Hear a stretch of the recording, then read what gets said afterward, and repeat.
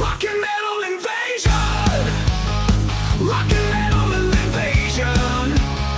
Rock and metal invasion. Rock and metal invasion. Hi, welcome to Rock and Metal Invasion. My name is Steve.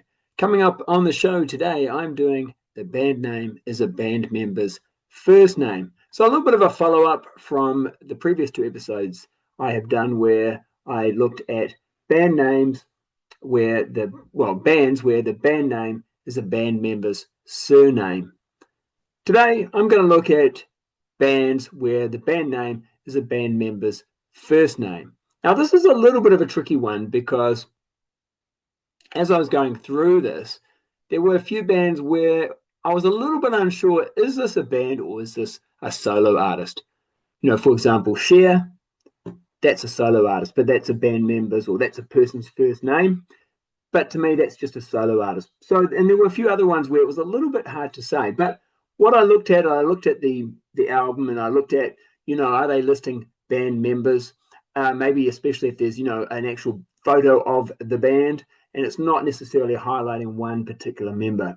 And it's not always the vocalist either that it's their first name that's used as the band name. So that makes it a little bit more for me, it seems like a little bit more of a band if they're not using the vocalist, because if it's the vocalist, it is more likely to be a solo artist, of course. But yeah, for the majority, actually, I will say, when the band name is the band member's first name, it's usually the band's vocalist. But anyway, we'll talk about it as we get into it. But before I get into that, there are actually just a few I wanted to talk about from bands where the band name comes from a band member's surname that I just missed and I forgot about. So I just want to do that before we get into the actual main show for today, which is band member's first name being the band's name. And that is my first one that I missed is a band called Diamond. Now this, I'm not kind of surprised I forgot about this, but a little obscure. I do like the hype sticker on this. It's got featuring the hit single Mirror Mirror, and the hype sticker is like a mirror. I thought that was pretty cool. So if we turn it over, we can see the band here. They get the name of the band from a guy called Mitch Diamond, who, to my knowledge, didn't really go on to do much else. But this guy here, the vocalist, is actually kind of interesting. So this guy here, Matt Lamore, he's also known as Matt Jernigan, and he at one time was the vocalist for Pantera, believe it or not. So there was a little bit of a time in about 1986 through to about 88, I think. I think that's when Phil Anselmo comes in and does the first album he does with Pantera, Power Metal. They have a little period where they actually go through a few different vocalists. This guy Matt was actually one of them. But I mean, it's not a bad album. It's kind of like, reminds me a little bit of Dokken. I like the opening track, Lonely in Love. That's pretty good. But although, I wouldn't really even call this an album because it's got an intro, which is, pretty much nothing. And it's got an instrumental. And then plus there's only a total of 8 tracks. So it's actually only really 6 actual songs with vocals on them. So, not really a full-length album. It's one and done. But yeah, there we go. It's my first one that I sort of forgot. Diamond. And like I said, one and done. All right, next one I want to talk about. I'm kind of surprised I forgot about this one. Again, it could be one of those ones, though, where it's maybe not necessarily obvious that it's a band. But I'm going to say that this is a band. And I'm talking about Sabu. So this is Sabu. He's got a star on the Walk of Fame. Now, I'm really not sure what's happening on this cover shot here. Is that Sabu? Because I assume he's not wearing high heels. But I don't think it's a great cover. We turn it over. There he is. So this is poor Sabu. He is great, actually. Great producer, songwriter. He's done some great albums. Now, this one came out on Heavy Metal America Records in 1985. Angeline, that's a really good song. And also New Girl in Town, that's a good one as well. it's a bit patchy for me, but I do like some of the songs, like especially those two I mentioned. And then it's got the band members down here. So I'm counting it as a band, but yeah, really the band gets their name from Paul Sabu, who is the guitarist and lead vocalist. Now this guy here, Charles, he actually stays with Paul, and they do. I've got the album here. Actually, I'll show you. They do the album "Only Child," which is even better. This is really good stuff. And there's Charles there. There's Paul, and there's a couple of new guys that come in. And so this is basically it's the same sort of situation. It's basically Sabu. Got a couple of different guys come in, but rather than call it Sabu, he's called it "Only Child." This is really good stuff. Scream Until You Like It, the Wasp song, that's actually an Only Child song, or Paul Sabu song. He wrote that song. But the best song is probably Just Ask. It's really good. I Remember the Nights, also very good. Yes, lots of actually really good songs. This is the best album I think Paul Sabu ever did. I really like this one. So, yeah, one I probably should have remembered. I'm sort of a bit surprised I forgot about that one. And I do also have on CD an album by Sabu. This one actually, surprisingly enough, comes out in 1996. But if you look on the back cover, total hair metal look, and he's got a couple of different guys in here now. He's actually got these two guys here. You can see them. These two guys, Joe and Angel. They're actually from Bonfire, so they actually were in the band Bonfire. Yeah, so there they are. There again on the insert. And again, it's pretty similar sort of stuff. But yeah, quite interesting. This came out in mid-90s when this type of music really wasn't particularly popular. But good for him for still kind of putting out that type of music. And one band I talked about on my last episode, Sinner, who I said I don't actually have anything on vinyl. I actually did find this album, Come Out Fighting. And there's Angel, the guy who plays with Sabu on that album on CD I just showed. So there he is. He actually also played with, like I said, Bonfire, but also played for Sinner. And this is the one Sinner album I do have. Actually, I didn't realize I had on vinyl. So there's Matt Sinner. That's where they get the name of the band from. And there's Angel there. All right, another band that I want to talk about that still is going with the theme of not the first name, but the last name is where the band get their name. And this is a CD, so I'm kind of not surprised. Sometimes the CDs I forget about. This is a CD example. This is a band called Linum, and the CD is Slave to the Machine. So this is an interesting one because for this album, all the members of the band actually have the surname Linum, but that has since been changed. But it's actually a guy called Jacob Bunton. So he's called Jacob Linum on the credited on this album. There he is there. It's Jacob. And Jacob Bunton is actually fairly well known as being the lead singer on the Mick Mars solo album that came out quite recently. He also worked with Stephen Adler. Stephen Adler put out an album quite a few years ago. But Jacob Bunton was the lead vocalist. It's a really good album, actually. I thought it was really good. But and he's been in other bands as well. And this is I think 2006. But they've got a few other albums as well. It's the only one I've got. It's really good, especially the song. I think it's called Tennis. It's called I've got brackets. Change Your Mind, I think. But, really good song. Really, I really like that one. This is good. It's a really good, solid album, especially when a lot of bands putting out this type of music in 2006. And but interesting, all the bands. So it's Jacob Bunton on lead vocals, but actually all the band members, at least credited on this album, have the name sort of like the Ramones. That have the last name Linum. So you've got Jacob Linum, you've got David Linum, and now that actually is his name, I think. David Linum, he's on drums, and Mark Linum on bass. But that later gets changed. Mark and Jacob, for later albums, go by their actual proper surname. But I think David, he keeps Linum. It must actually be his real name. So that's where they got the name of the band from, actually from the drummer. And one more I want to just show. I'm a bit hesitant to show this one because I'm sort of feeling as though it's possibly more of a solo artist type situation. This is Templan. So this, yes, is named after Ken Templan. I actually quite like this album. Now this one is, again, it's another sort of, I think, mid-90s or maybe, 1993. But, he was in Shout. Ken Templan, of course, was in Shout, put out some albums with Shout.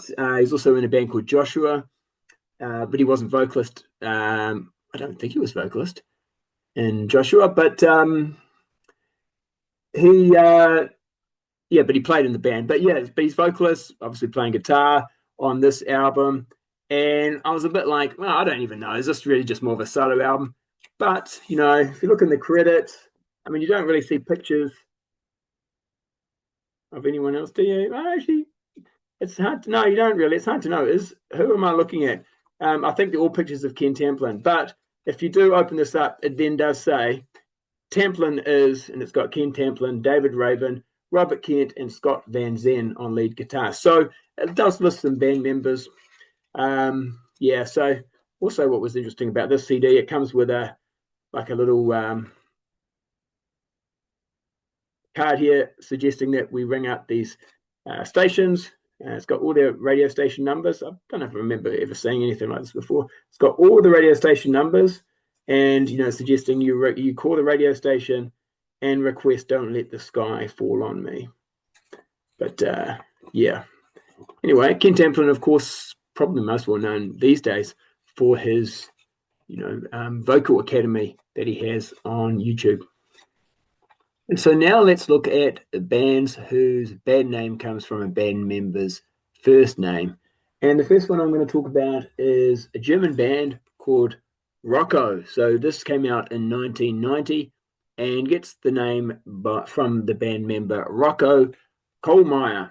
Rocco Kohlmeier used to be in a band called JoJo. They put out one album, I think, in the sort of late 80s, sort of AOR, not very heavy.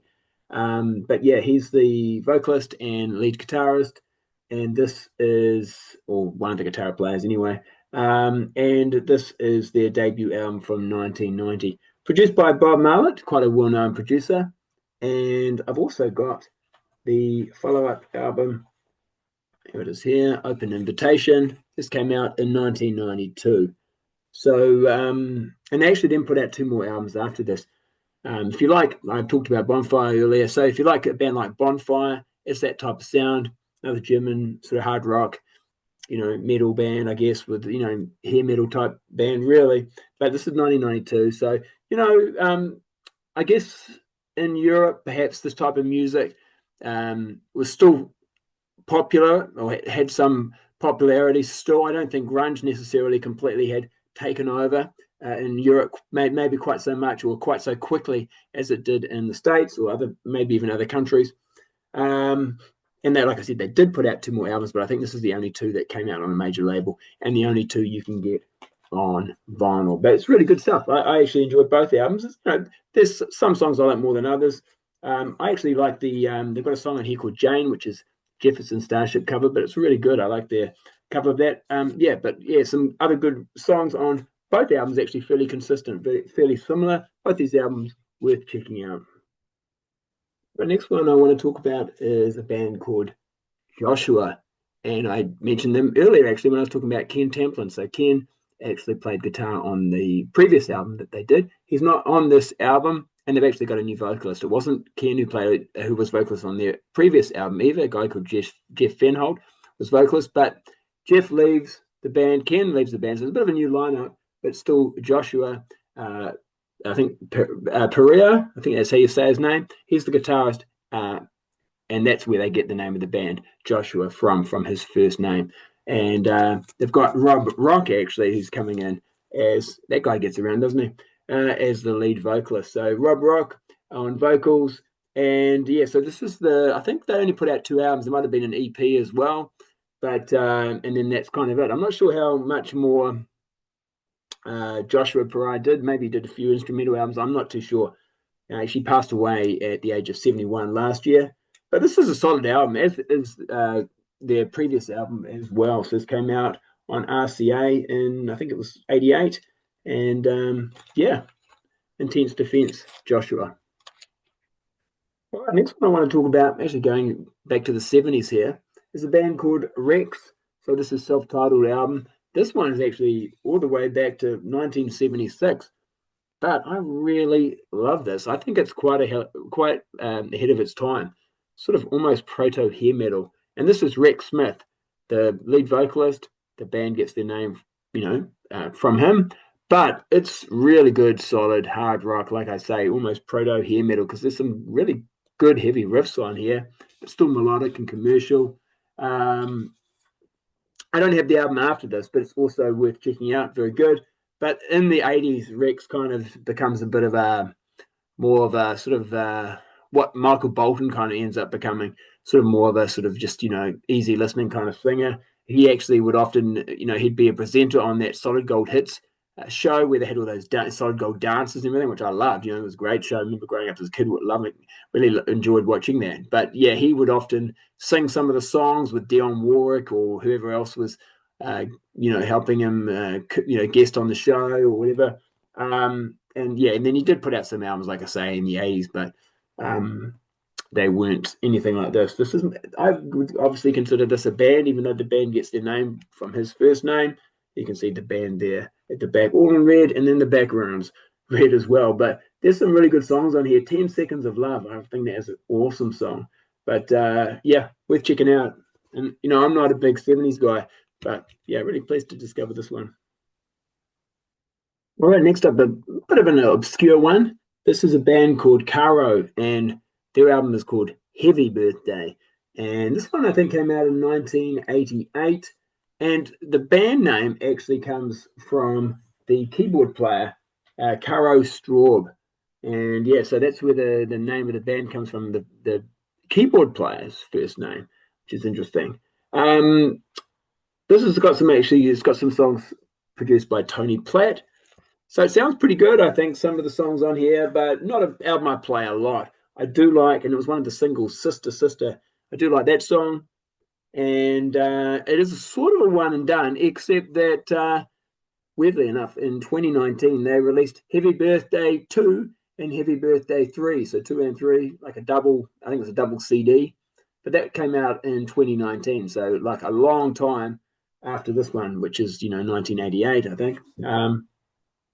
1988.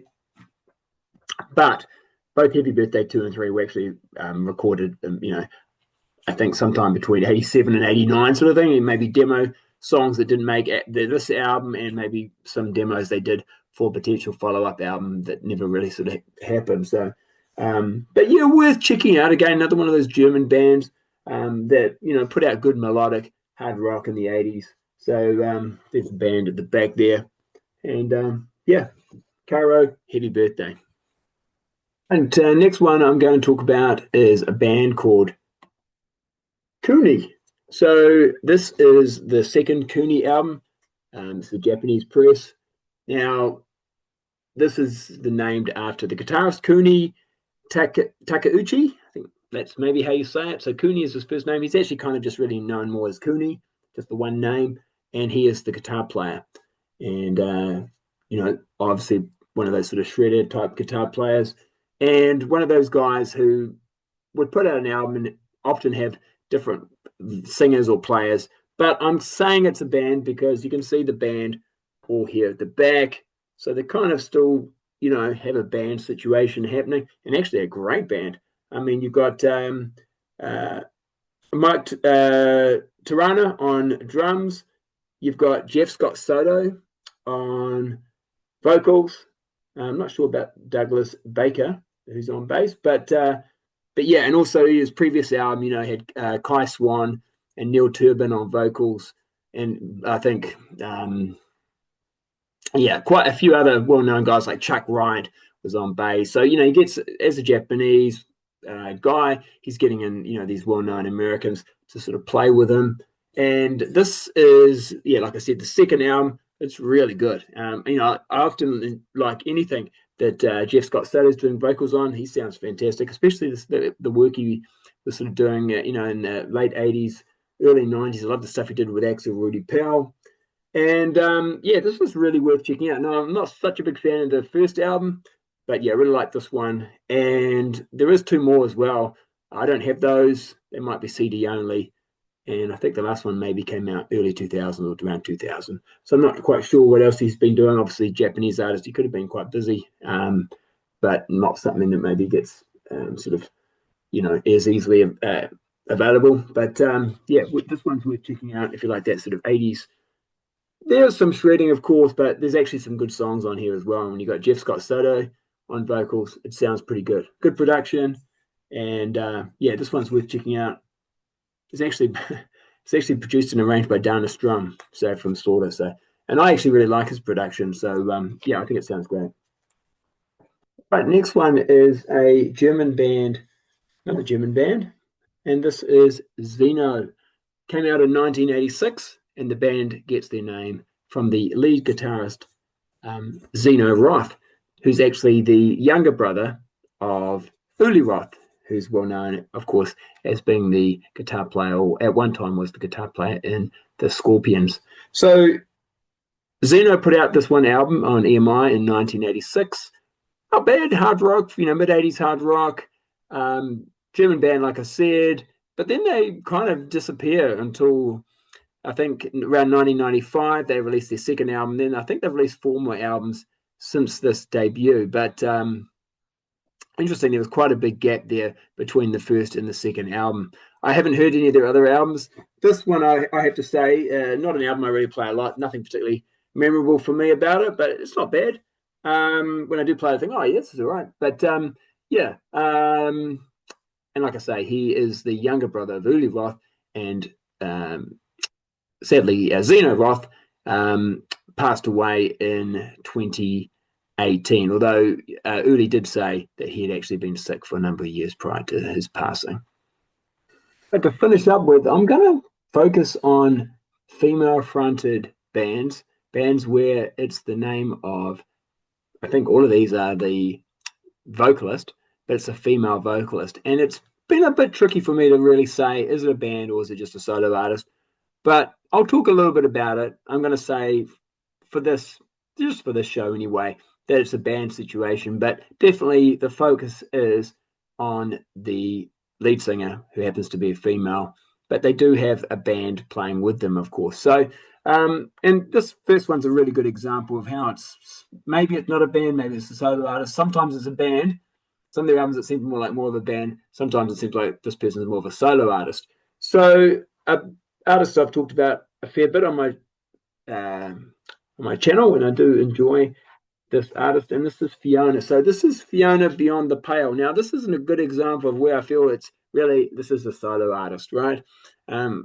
This doesn't even look like hard rock. It looks more like pop, and it's definitely very much soft rock, hard, verging on hard rock. Some of the songs hard rock, but you've got Beau Hill producing it, and you've got some. I think he brings in, Beau Hill brings in his mates. I think I don't know if he had some guys he would bring in to play on albums that he's producing. So good chance that they're playing on here. But it's a whole lot of session musicians anyway that basically play on here. There's no mention of a band that I can see of, at least on the credits on the back here. I mean,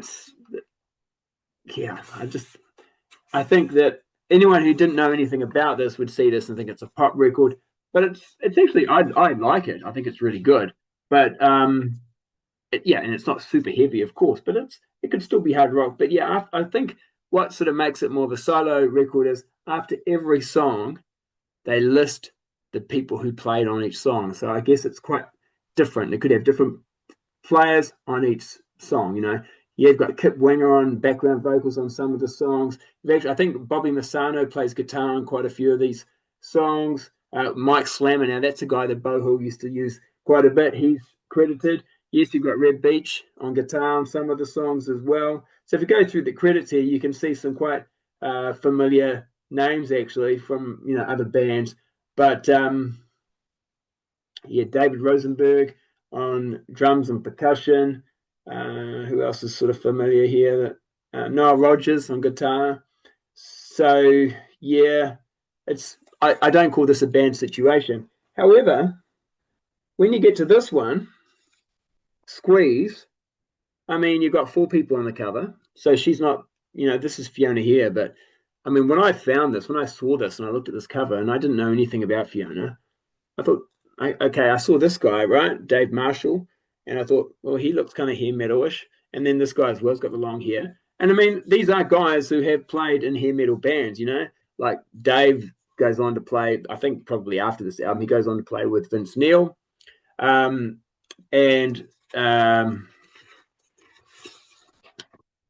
you've got Jimmy DeGrasso. There he is there, Jimmy DeGrasso on drums. Of course, he'd just been in Y&T and goes on to be in Megadeth. So this is kind of a bit of a stopgap kind of thing. This version of Fiona, I think, is only for this one album. But it's really good, actually. This is my favorite Fiona album. And it's probably the heaviest Fiona album. Squeeze is actually quite a rocking song. This is all put together by John Kolodner, but this is 1992 on David Geffen. So there's another Winger connection here. You've got engineering by Paul Winger, but no Bohu on this one. And it's Laura McDonald. So that's the other female now in the band, or featured in the band on bass. But I just thought it was quite an unusual cover. Like, are these guys like a couple, or when you didn't know sort of what was going on here? But I think they're just playing it up. I don't think it's like that at all. But it's a really good album. Really, this would be my favorite Fiona album. And for me, this is much more of a band type situation. Next one is a bit of an obscure one, but one that I wanted to mention. This is Megan. So Meghan. She sadly passed away. But this is like, only you got 1, 2, 3, 4, 5. Only got 6 songs on it, but they're all really good. Really good. One and done, like EP. The band is here, and band members are listed here as well. I don't think anyone particularly famous or anything. It's an independent release, not an easy one to get. But when I heard it before I got this on vinyl. I heard it online, and I thought, I've got to pick this up. It's really good. So a bit of an obscure one, but worth checking out. Megan. I have shown this, I think pretty much all of these I'm about to show, these female-fronted bands where the band name is the band member's first name. I've probably already shown all of these on sort of, I've had a series of episodes where I did sort of lesser-known female-fronted bands. So all of these I think I would have shown. Next one, Betsy. So I think this is definitely a band situation. Again, you've got a picture of the band at the back there. There's Betsy. This one came out on Metal Blade, 1988. This was slightly more commercial from before this band, or Betsy went under the name Bitch, or the band was called Bitch. So I think actually her name is Betsy Bitch, although it's not really advertised or credited very much. But yeah, Betsy Bitch. So, but her first name Betsy, the name of the band Betsy. But I actually like this. I think this is really good. But I think some people prefer the Bitch stuff, which I would love to get. I don't actually have any Bitch albums. Not easy to get. Not for a good price. Not for, you got to pay a bit of money for them. But and they do sound good. But I like this one. This is good. You can see, image-wise, they've got a bit more of a glam look, but still fairly heavy. It's a bit sort of I guess compared to the Bitch stuff, this is more getting into that hair metal type sound, a little bit like Rat, really, with a female-fronted Rat almost. But I like this. I like this album. So yeah, Betsy. Next one I want to talk about, fairly well-known artist, and some would say, well, is this really a band type situation? Well, this is Doro, and what's interesting, of course, it's credited because I happen to have one of the albums where it's got plus Warlock, like a stamp that says, or a sticker that says plus Warlock on it. Not every album had this, but I do know that actually originally I think Doro wanted this to come out as Warlock, but there were some issues because she didn't have the same band members, and band members were like, hey, no, you can't put it out as Warlock, because rights for the name and everything like that. So there were issues with the previous manager and things like that. So it's interesting that they've got this plus Warlock, but the band itself is now not a thing. She's really more of a solo artist, force majeure. But, if you look on the insert, there's a really good picture of the guys who are in the band with her. So I'm going to say it's a band situation, especially when you think about, who's playing on this. You got Bobby Rondinelli on drums. You've got Tommy Henriksen on bass. He's actually now in a band called Crossbone Scully. So he's still putting out music. Looks quite different to how he looks here. But that's a really good band, actually, worth checking out. Crossbone Scully. John Mutt Lane. He has been producing a couple of the songs for Crossbone Scully, and yeah, it sounded really good. And also credited as John Devon here on guitars, but now he's actually known as John Nevin, and he plays with Dokken. So actually, all these guys fairly well known.